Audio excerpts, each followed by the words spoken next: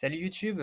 Aujourd'hui, petite vidéo, retour après de longs mois d'absence, tout simplement parce que, je n'avais plus envie de faire de vidéos et donc là, j'ai eu envie de reprendre un petit peu, les vidéos et je me suis dit que pour commencer, le mieux, enfin pour recommencer plutôt, le mieux ce serait de faire un récap un peu de toutes les séries et tous les animés que j'ai pu voir, depuis, le début de l'année, donc depuis janvier 2021. Il y en a une petite douzaine, c'est pas énorme, mais voilà. Alors je vais pas reprendre, tous les films parce que j'ai vu aussi, beaucoup de Disney, parce que quand j'étais petit, j'avais vu très, très peu de Disney et j'avais envie, de redécouvrir un peu ou de découvrir tout simplement les Disney parce que c'est vrai qu'on en parle assez régulièrement. Moi, je sais pas, j'en ai vu vraiment très, très peu et donc là, depuis ce début d'année, j'en avais regardé pas mal et je pense que ça fera le sujet d'une vidéo, ultérieure. Donc pour le moment, je vais pas en parler, dans cette vidéo. Je vais parler seulement des animés que j'ai vus et des séries. Donc, les animés, il y en a pas beaucoup d'ailleurs. Le premier que j'ai vu, début 2021, donc début janvier 2021, c'est L'Attaque des Titans,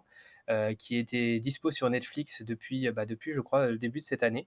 C'était pas disponible avant et là ils ont eu, les droits, donc il y a pour l'instant 2 saisons. Je crois qu'au moment où je fais cette vidéo, la première partie de la troisième saison vient tout juste de sortir. Donc, voilà, j'ai pas encore regardé, j'ai regardé que les 2 premières saisons et honnêtement, j'ai beaucoup, beaucoup aimé. Alors je suis pas très calé en manga, en animé pardon, j'en ai vu quelques-uns, j'ai vu Naruto, Hunter x Hunter, les plus connus finalement. J'ai pas vraiment, vu beaucoup, beaucoup d'animés, donc forcément mon avis est un peu, fade sur le sujet, mais toujours est-il que L'Attaque des Titans, j'ai vraiment, vraiment beaucoup aimé. Je trouve que l'intrigue est super intéressante. Alors, je vais peut-être un peu me répéter dans cette vidéo parce que, j'ai trouvé forcément l'intrigue de beaucoup de séries qui m'ont plu intéressante et donc là, ouais, L'Attaque des Titans, j'ai vraiment trouvé l'intrigue intéressante. Au bout des 2 premières saisons, il y a encore beaucoup de suspense, on sait pas grand-chose finalement. Ça va assez lentement, mais c'est quand même intéressant. Souvent, il y a des animés ou des séries qui vont lentement, mais qui sont ennuyeuses. Là, pas du tout. Là, franchement, on est pris dans l'action tout le temps et j'adore le personnage de Mikasa, j'adore le personnage de Eren, donc forcément, Eren un peu moins quand même, mais j'adore Mikasa, Eren j'aime beaucoup aussi et donc voilà, donc j'ai trop envie de savoir la suite, donc je vais pas tarder à regarder la partie 3, enfin la saison 3, partie 1, qui est dispo sur Netflix. J'ai pas du tout d'abonnement Wakanim pour le moment, donc je ne peux pas regarder toute la série en entier parce qu'il me semble que c'est, la diffusion actuellement d'un épisode tous les dimanches, quelque chose comme ça et donc j'ai pas encore regardé, la suite. Voilà, donc c'était un très bon animé pour moi. Ensuite, deuxième animé que j'ai vu cette année, c'était Gambling School, pareil animé, disponible sur Netflix. Heu, bon, j'ai trouvé que c'était un bon animé, sans plus, c'est-à-dire que, j'en ai préféré, beaucoup d'autres à Gambling School, même si je l'ai trouvé intéressant parce que c'est vrai que ça change un petit peu. C'est une sorte de shonen un peu étrange avec beaucoup de jeux autour de l'argent. C'est un peu bizarre par moments, il y a beaucoup, beaucoup de fanservice, je trouve. Alors, je suis pas forcément fan du fanservice, c'est pas forcément quelque chose qui me plaît en général dans les animés. C'est vrai que là, il y en a quand même beaucoup et après, c'est vrai que l'intrigue quand même, change, beaucoup par rapport, à d'autres animés, qu'on peut connaître. Donc j'ai bien aimé, mais c'était pas non plus, incroyable. Ensuite, troisième série animée que j'ai vue cette année, c'était encore un animé et c'était Given. Alors je sais pas si vous connaissez, c'est pas extrêmement connu. Si je me trompe pas, c'était sur Crunchyroll que je l'ai vu. Ouais, c'était sur Crunchyroll. Donc c'est un animé, pareil, j'ai pas énormément accroché. J'ai trouvé ça pas mal, mais pas non plus, incroyable. J'ai vraiment pas trop, trop accroché à Given. J'ai préféré Gambling School et encore plus l'Attaque des Titans. C'est vrai que Given, j'ai pas trop accroché. On me l'avait recommandé, on m'avait dit que c'était quelque chose d'assez dramatique et assez, sentimental finalement. Alors c'est vrai que j'aime bien tout ce qui provoque des émotions, notamment les émotions, un peu tristes, même si c'est, bizarre, mais j'aime bien les animés ou les séries qui transmettent ce genre d'émotions et là, j'ai pas trouvé, que c'était si triste que ça. Il y a un moment de l'animé que j'ai bien aimé. Après le reste, j'ai trouvé ça assez ennuyeux. J'avais un peu de mal à continuer. J'ai bien aimé le moment de la chanson, je vais pas spoil, mais le moment de la chanson, je l'ai trouvé, je pense que ceux qui ont vu cet animé savent de quel moment je veux parler parce que c'est vrai que c'est un peu ce qu'on attend tout l'animé. Entre ça et vraiment la romance, le dénouement de la romance, c'est vraiment 2 choses qu'on attend, tout l'animé en fait et qui peinent un peu à arriver et bon, c'est vrai que quand ça arrive, c'est sympa, c'est vraiment, je pense les meilleures scènes de l'animé. Après c'est vrai que, moi j'ai trouvé ça un peu long, ça m'a pas énormément plu. Je sais pas s'il y a d'autres saisons, mais en tout cas je suis pas intéressé pour regarder la suite. Voilà, c'est en demi-teinte pour moi, ça a pas été exceptionnel. Donc ensuite, après ça, j'ai décidé d'arrêter un petit peu les animés. J'avais envie de regarder des animés et après ça, je me suis remis aux séries et j'ai regardé, la partie B de la saison 5 de Vikings, dispo sur Netflix. Donc j'avais déjà regardé, la saison 5 partie A et bien sûr toutes les saisons auparavant et bon, Vikings, c'est une série que je trouve très, très réussie, vraiment super intéressante. Il y a plein de personnages que j'ai adorés, je précise bien, j'ai adoré. Maintenant, il y a moins de personnages que j'aime actuellement dans la série. Il y en a beaucoup qui sont morts ou qui ont disparu, voilà, je vais pas non plus trop spoil. Voilà, toujours est-il que, depuis le début de la saison, mes personnages préférés, c'était, Lagertha, Loki, Ragnar évidemment. Voilà, c'était un peu ce trio de personnages que j'aimais beaucoup et c'est vrai que je trouve que l'évolution que ces personnages ont eue au cours de la série, elle était bien jusqu'à un certain point et c'est vrai qu'avec la saison 5, j'ai trouvé qu'il y avait pas cette, intensité dans l'intrigue qu'on pouvait retrouver avant et ça m'avait un peu déplu, donc j'avais peur de regarder la 2e partie de la saison 5 parce que j'avais bien aimé la première partie, mais moins que tout le reste de la série et du coup, j'étais un peu, pas anxieux, mais j'avais un peu peur de regarder la suite. Mais je me suis finalement lancé et honnêtement, j'ai été très surpris parce que je ne pensais pas que j'allais autant apprécier la partie B de la saison 5. Je trouve que l'intrigue redevient très intéressante. On n'est pas, on n'est pas embourbé comme on pouvait l'être avant. Enfin, en tout cas, c'est le sentiment que j'avais. On était un peu embourbé dans quelque chose de bizarre. Enfin, ça reflétait pas trop la série et là, je trouve que ça a beaucoup changé cette partie B. J'ai beaucoup aimé et j'espère vraiment voir la saison 6. J'espère qu'elle sera disponible sur Netflix parce qu'actuellement, je n'ai que Netflix et Disney+ et j'ai la flemme de prendre un abonnement. Je crois que c'est disponible sur Amazon Prime, mais j'ai la flemme de prendre un abonnement, Amazon Prime pour une ou 2 séries, honnêtement, j'ai un peu la flemme. Donc j'espère que ce sera disponible la saison 6 sur Netflix. Je ne sais pas quand est-ce que ça sera disponible, mais j'espère bientôt parce que j'ai vraiment, vraiment aimé et voilà, je suis impatient de savoir la suite de cette série. Ensuite, série que j'ai vue, après, Lupin. Voilà, Lupin, c'est la série que j'ai vue ensuite, donc c'est la saison 1 partie A. Je crois qu'il y a une autre partie qui va sortir, je ne sais pas quand. Il y a eu un petit mème un peu sur Twitter parce qu'en fait, je crois que la partie 2 était annoncée depuis longtemps sur la bannière de Omar Sy, mais il fallait cliquer sur la bannière pour la voir en entier, enfin bref. Donc je sais pas quand est-ce que ce sera disponible au final, mais c'est une série que j'ai beaucoup aimée. Bah, je pense que la critique était assez élogieuse sur cette série et je pense que c'est à raison. En tout cas, d'après moi, j'ai trouvé que la série était vraiment réussie. Bon, bah, Omar Sy, évidemment, on ne le présente plus, excellent acteur. J'ai trouvé, bah, très bon dans la série. Après, c'est un peu difficile de critiquer quelqu'un comme Omar Sy de toute façon en termes d'acting. Enfin, il était vraiment, enfin, j'ai trouvé vraiment la série très réussie sur plein de points. J'étais pas forcément friand des enquêtes d'Arsène Lupin quand j'étais plus jeune. J'en ai jamais d'ailleurs lu ni même plus tard. Je n'ai jamais lu, je n'ai jamais vu, je ne sais pas si ça a été adapté au cinéma avant Lupin, mais j'avais jamais lu quoi que ce soit et pourtant j'ai vraiment beaucoup aimé. Je trouve que ça rajeunit un peu le c'est vrai qu'Arsène Lupin, ça quand on y pense, ça fait un petit peu dans notre enfin, en tout cas, dans mon imaginaire, c'est quelque chose d'un peu ancien, d'un peu, peut-être vieillot, je sais pas du tout, j'ai pas lu. Mais en tout cas, dans mon imaginaire, c'est ce que ça reflète et là, je trouve que la série mais alors c'est pas du tout ça, ça fait vraiment très récent. C'est super enfin, moi, je trouve que c'est vraiment super réussi. Bah, toutes les critiques que j'ai enfin, la plupart des critiques, en tout cas, que j'ai vues étaient vraiment, dithyrambiques sur cette série et franchement, voilà, moi, très bonne série. Je suis impatient de savoir la suite. J'ai beaucoup aimé, cette saison 1. Alors c'est que la partie A évidemment, donc voilà, pressé de voir la partie B en tout cas. Série pardon suivante que j'ai vue, série d'animation cette fois-ci, propre à Netflix, c'est Désenchanté. Voilà une série, je crois que c'est les mêmes créateurs, enfin le même créateur ou les mêmes créateurs que les Simpsons. J'avais regardé à sa sortie la saison 1, à sa sortie la saison 2 et donc là c'était la saison 3 que j'ai également regardée à sa sortie et c'est une série animée que j'adore. J'adore cette série animée. D'habitude, je suis pas vraiment fan des séries, disons, comiques, mais j'avoue que là, j'ai beaucoup, beaucoup, beaucoup accroché dès le début.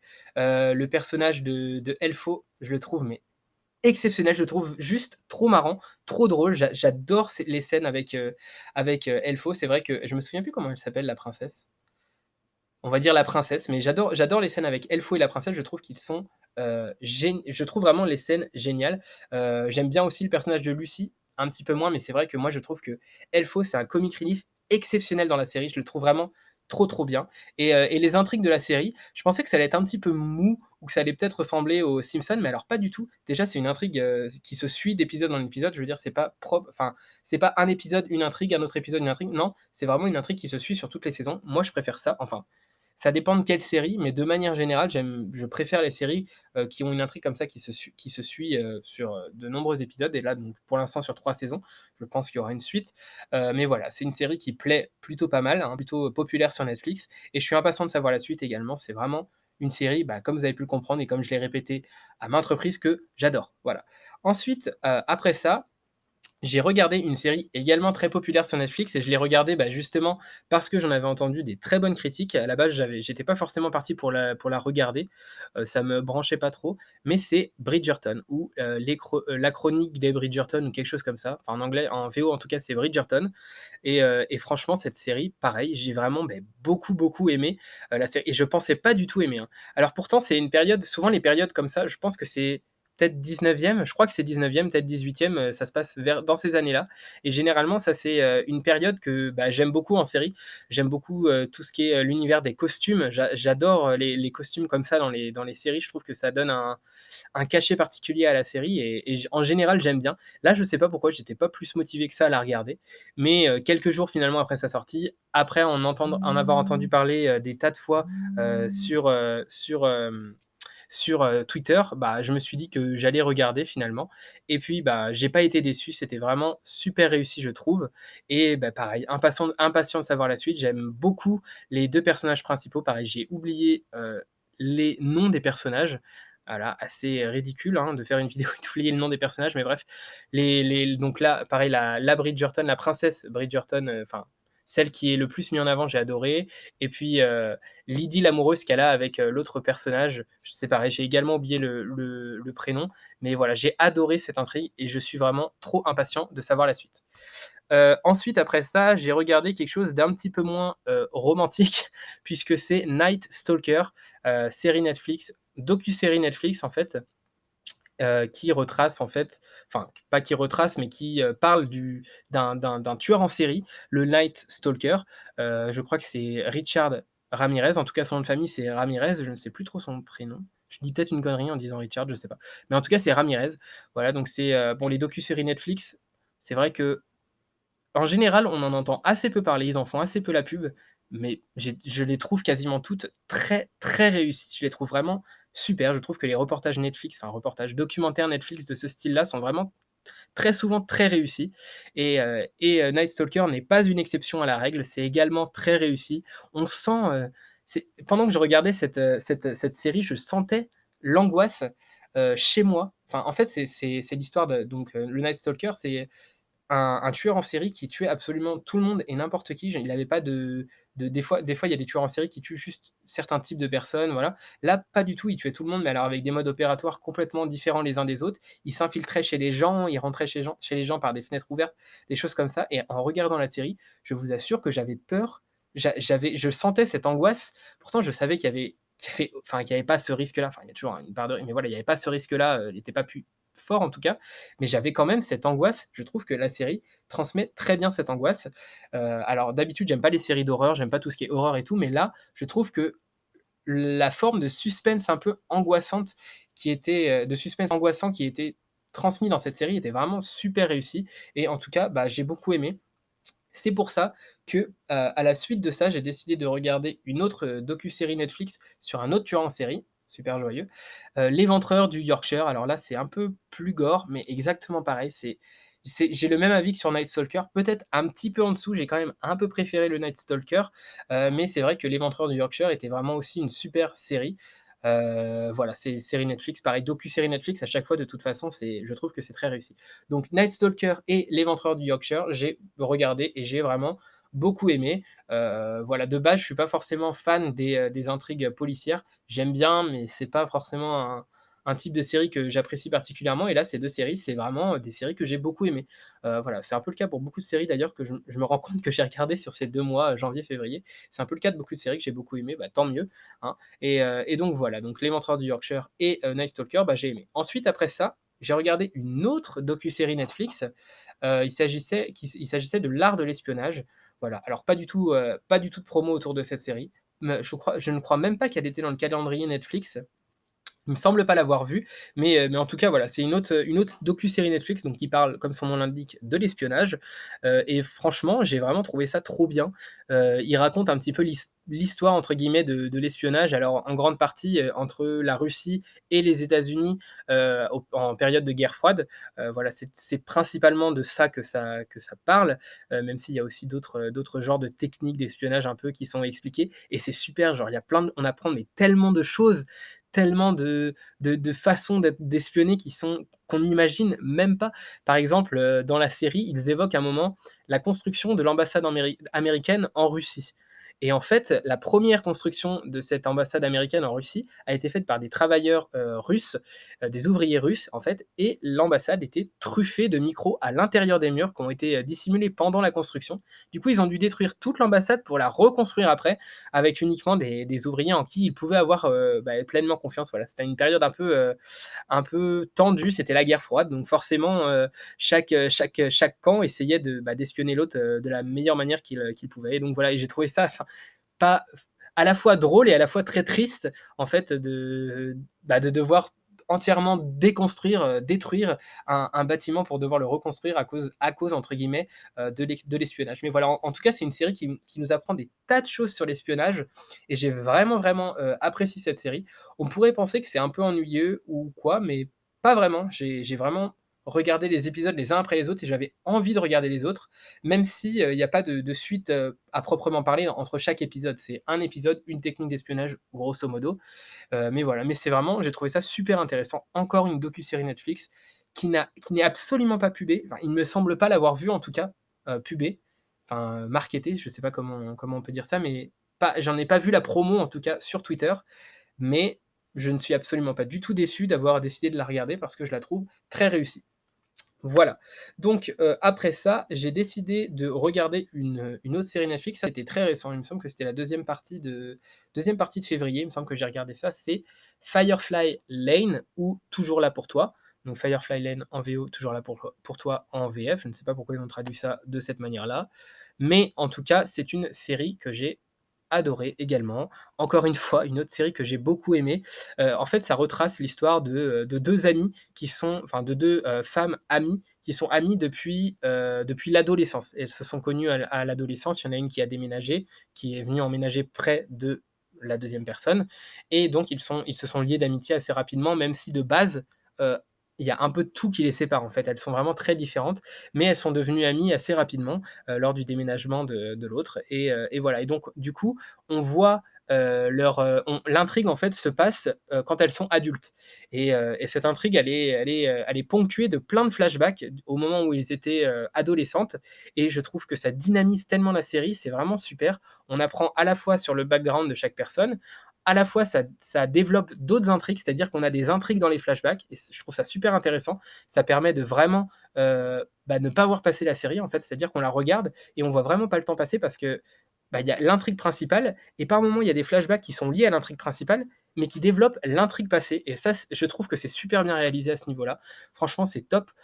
J'adore l'amitié hyper fort entre ces 2 personnages. Je trouve que c'est vraiment une série, une série feel good en fait. C'est pas vraiment le genre de série qui pourrait être feel good, mais je trouve que l'amitié qui est développée entre ces 2 personnages fait que la série est quand même une série, plutôt feel good. En tout cas, moi, qui m'a fait me sentir, ça permet de se reposer et de se sentir bien, en fait, en regardant la série. Il y a vraiment pas l'intrigue est pas compliquée, enfin, c'est comme beaucoup de séries de ce type-là. Les intrigues sont pas très compliquées, mais sont intéressantes et on le regarde et on sourit, quoi. On est content de voir la série et là, c'est vraiment le cas. Je trouve que c'est très réussi et j'espère qu'il y aura une saison 2. J'ai envie d'en apprendre beaucoup plus sur les personnages que je trouve géniaux. Enfin, les 2 personnages principaux, je les ai vraiment adorés et j'espère vraiment, avoir une suite à cette série. Voilà, on verra s'il y aura une suite. Je ne sais pas actuellement si elle a été annoncée ou quoi que ce soit, mais j'espère infiniment qu'il y aura une suite parce que j'ai vraiment beaucoup aimé. Ensuite, une autre série que j'ai regardée, avis un peu plus mitigé pour ma part, c'est La Cité invisible.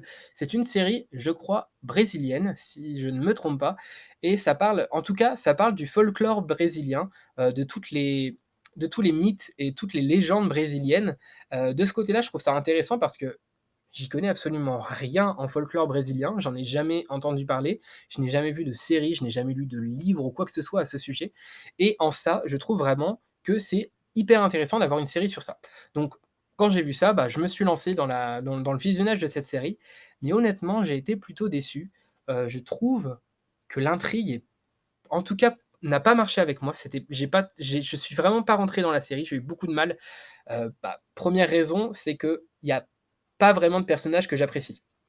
Les séries où il y a pas de personnages, auxquels je me sens lié, j'ai toujours du mal un peu à rentrer dans ces séries-là et là, c'était le cas. Il y a pas vraiment de personnages que j'ai appréciés, donc j'ai eu du mal à rentrer dans la série.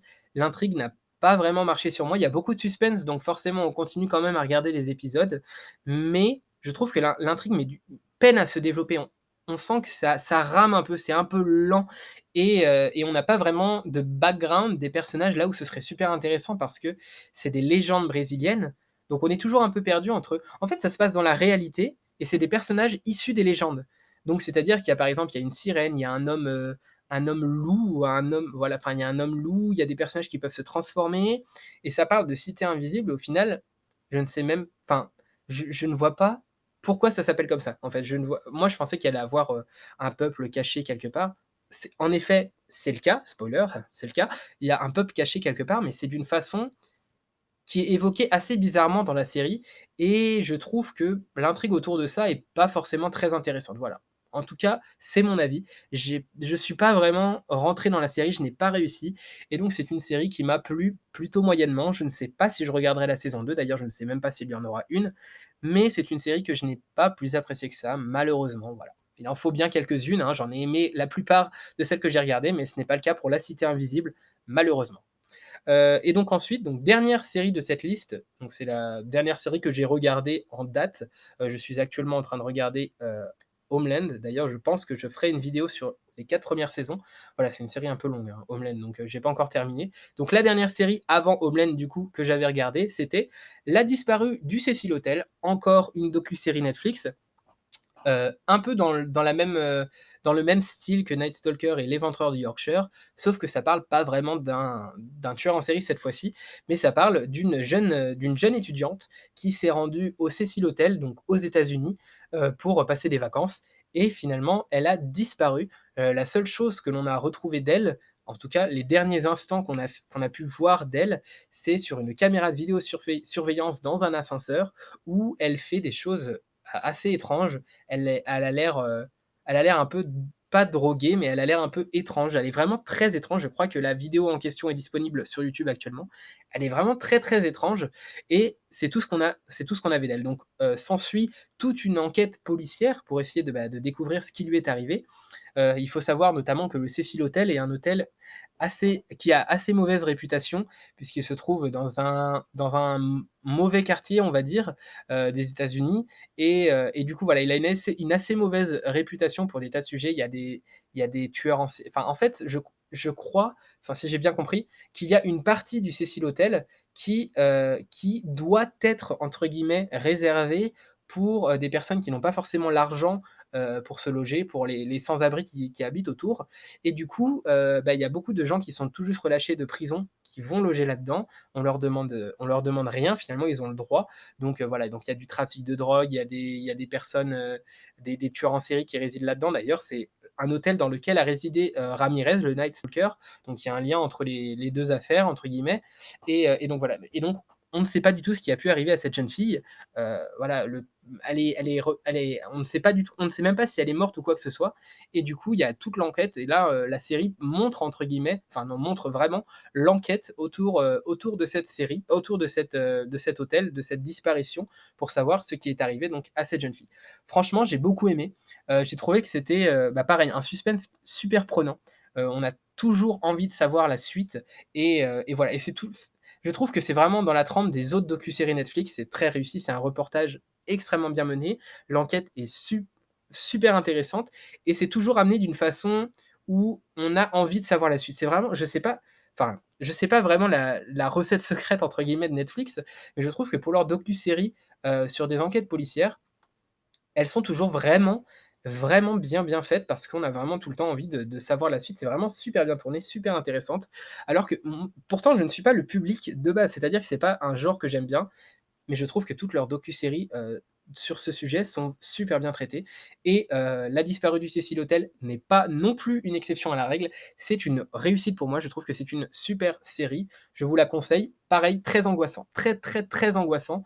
Il y a des scènes qui sont vraiment, qui nous font nous sentir mal à l'aise, tellement c'est angoissant, tellement l'atmosphère autour de ce Cecil Hotel est étrange et mais mais c'est super intéressant. Franchement, je vous conseille également cette série, tout comme toutes celles que j'ai pu citer et que j'ai appréciées. Voilà, je vous conseille ces séries en tout cas.